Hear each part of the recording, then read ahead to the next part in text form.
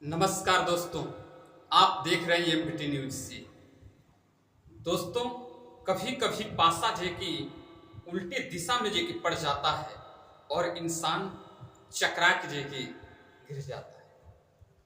दोस्तों, मैं ये क्यों बातें जे कि कह रहा हूं, इस पर थोड़ा सा जे कि ध्यान दीजिएगा, क्योंकि अभी जो देश में राजनीतिक हलचल है बहुत काफी जो है कि गर्म है और इसको जो कि सुलझा पाना इतनी जो कि मुश्किल जो कि चीजें लग रही है जिसका हिसाब लगा पाना जो कि सही नहीं।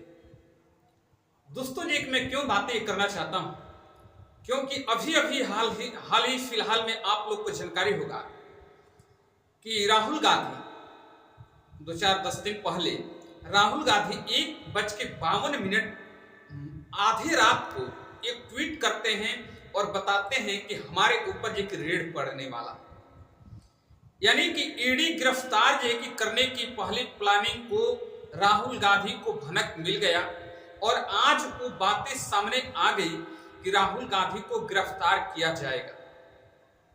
यह बात पॉइंट 1 है। दोस्तों, गिरफ्तार किया जाएगा, इसके पीछे के रीजन एक मैं बात बताऊंगा, स्पष्ट पूरी की बातें समझाऊंगा। लेकिन अभी फिलहाल देखिए, जो चक्रव्यूह वाली जी की बातें कही गई थी उस चीज से घबराई भारतीय जनता पार्टी के लोग, समझ से जी की बाहर हो गया है। एक तरफ बांग्लादेश के हिंदुओं को बचाने का जो मुहिम जे कि चलाया जा रहा है, यह चीजें कि एक अलग जो है कि सता रही है। दूसरे जो है कि बहुमत की सरकार नहीं है, यह बातें सता रहा है। और तीसरी बात कि विपक्ष इतना मजबूत कैसे हो गया, यह दिक्कतें सता रही है। इसी बीच बहुत बड़ी कदम उठाई गई भारतीय जनता पार्टी की तरफ से और जो केंद्रीय एजेंसियां हैं उसकी तरफ से कि राहुल गांधी को गिरफ्तार किया जाए और राहुल गांधी को ईडी के द्वारा गिरफ्तार कर लिया जाए और उन्हें जेल में डाल दिया जाए। लेकिन दोस्तों, ये कि पासा पलट गया और ये बातें अंदर की बातें बाहर आ गई और राहुल गांधी को मालूम चल गया। अब जो है कि हम दूसरे पॉइंट पर जो कि मैं समझने और आपसे जानने का प्रयास करूंगा। बातें समझ में आएगी तो चैनल को सब्सक्राइब कीजिएगा। दोस्तों, अभी जिस एजेंसी के द्वारा तमाम जो है कि मुख्यमंत्रियों को, विपक्षी मुख्यमंत्रियों को, विपक्षी जो है कि नेताओं को गिरफ्तार करने का और जो कि तमाम तरीके की अटकलें में जो कि फंसाने का जो मुहिम चल रहा था देश में, अब वो सीधे उल्टी दिशा में जो कि घूम गया है। क्या घूमा है? एकदम जो है कि चुनाव के दौरान इलेक्ट्रिकल बॉन्ड की बातें सामने निकल करके आ गई थी, जिस पर राहुल गांधी से लेकर के और अमित शाह और नरेंद्र मोदी जी को साफ सफाई देना पड़ा था। राहुल गांधी जी कुछ और कह रहे थे कि इलेक्ट्रिकल बॉन्ड एक धंधा है, ये बंद होना चाहिए, और जबकि नरेंद्र मोदी जी और अमित शाह जी कह रहे थे कि हम लोगों ने इस चीज को लेकर के आया कि किस पार्टी को कितना मिलता है, कहां से मिलता है, इसकी जानकारी हो। हमने जो कि अच्छा काम किया है, यह हमने लेके लाया है, यह नरेंद्र मोदी जी और अमित शाह जी के बयान था। लेकिन यह मामला वहीं तक सिमट गया। लेकिन अभी फिलहाल में जिस तरीके से राहुल गांधी को गिरफ्तार करने की प्लानिंग चल रही थी और यह मैटर लीक हो गया, ठीक उसी टाइम किसी व्यक्ति ने याचिका लगा दिया है सुप्रीम कोर्ट में कि सबसे ज्यादा से लेकर के और सबसे कम तक कितनी की पार्टियों को और कितनी राशि इलेक्ट्रिकल बॉन्ड के तरफ से मिला है, यह जो कि सुप्रीम कोर्ट जांच करके इसे जब्त करे। मालूम है, भारतीय जनता पार्टी को 60 अरब रुपया जो कि मिला है इलेक्ट्रिकल बॉन्ड के माध्यम से। अब इस पर जो है कि सुप्रीम कोर्ट का एकदम से जो कि हंटर चल चुका है, इस पर जो कि जांच होगी, इसको जब्त करने की बातें आ गई है सामने। अब दोस्तों, बिलबिलाने कहा जाता है कि खिसियानी बिल्ली खंभा नोचे, कुछ भी है कि करने पर उतारू और आमादा है ये लोग।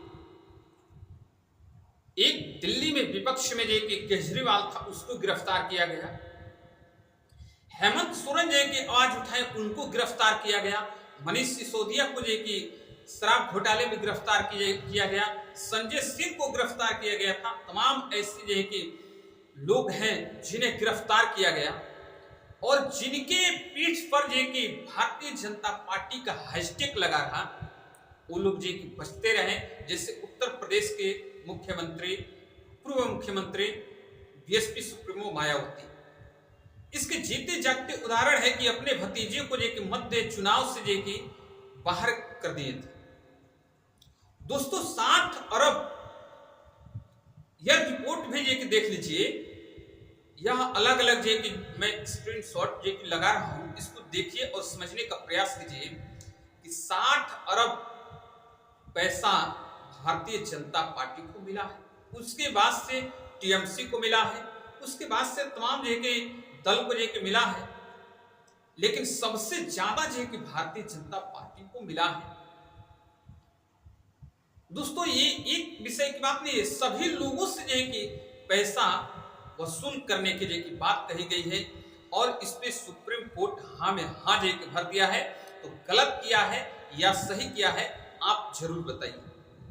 क्या राहुल गांधी को गिरफ्तार कर लेना चाहिए ईडी के द्वारा, सीबीआई के द्वारा, या फिर इस इलेक्ट्रिकल बॉन्ड की पूरी जांच होनी चाहिए, या केंद्र की सरकार उन हिंदू समाज के लोगों को जो बांग्लादेश से निकल के आ रहे हैं नदी और समुद्र के रास्ते भारत में शरण लेने के लिए, उन्हें जो कि अपनी फोर्स जो कि रोक रही है, फिर उसी नदी और नाले में वापस जाने को जो कि पुरजोर जो कि प्रयास कर रही है, लोग मर रहे हैं, इस पर जो कि बचाने का कार्य किया जाना चाहिए।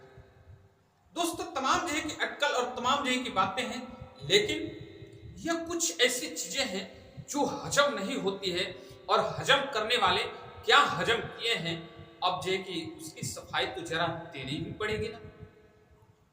कुछ ऐसे जो कि पत्रकार अभी भी इस चीज को जो कि हजम नहीं कर पा रहे हैं, वह अपनी हलक से बाहर निकाल रहे हैं और बता रहे हैं कि हाँ इलेक्ट्रिकल बॉन्ड की पूरी जांच करके वह पैसा जो कि सुप्रीम कोर्ट खुद जो कि जब्त करे। लेकिन अभी कुछ ऐसे पत्रकार हैं जो इस चीज को जो कि अनदेखा कर रहे हैं, वह एक अलग जो कि विषय है।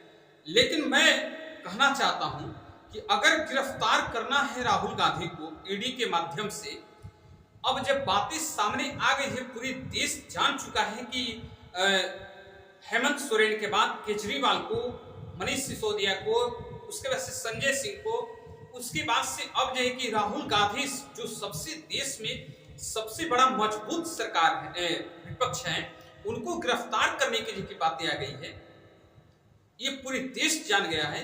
तो मैं इस बात को जो कि जानना चाहता हूं, जो जिस मैटर पर जो कि राहुल गांधी को गिरफ्तार करने की बातें हो रही है, उस मैटर में 2022 में 40 घंटा तक जो कि पूछताछ जो कि ईडी कर चुकी है। 40 घंटा, 1-2 घंटे नहीं, 40 घंटे तक लगातार जी की पूछताछ की है। क्या उस टाइम जी की भांग खाकर जी की पूछताछ किया?